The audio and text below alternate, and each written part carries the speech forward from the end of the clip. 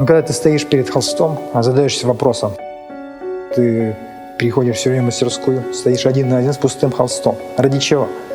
Ради славы? Ради денег? Идешь все равно в мастерскую ради самого момента творения. Ради этого творения, когда ты находишься перед холстом, тогда ты, получается, и царь, и Бог.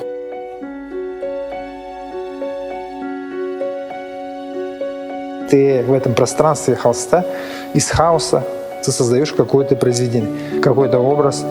Какой получается, это уже второй вопрос, но там ты создаешь. А то, что получается, это уже субъективно тому времени, то есть обусловлено тем временем, в котором ты живешь.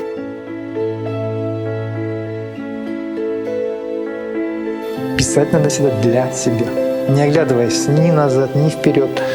В этом даже есть какой-то элемент эгоизма. Ты пишешь для себя, не думая о других, что получится. Принцип один – свобода творчества. Твори все, что угодно. Никто ни в чем не должен быть ограничен.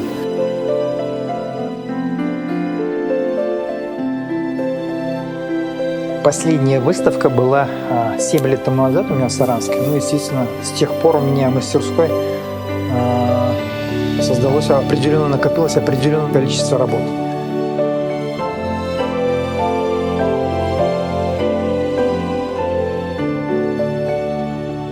Ну, я всех сотрудников знаю, это все друзья практически мои, все. Директора давно очень знаю. У нас до этого она была вообще-то художницей свободной, как и я. У нас была группа своя, мы много ездили в Москве, за границей выставлялись.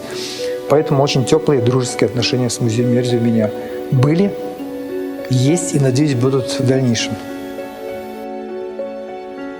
Такой прекрасный выставочный зал, мне очень понравился, уютный. Мотив необъясним, не ясен. Сам акт творчества притяжения имеет. Вот так, наверное.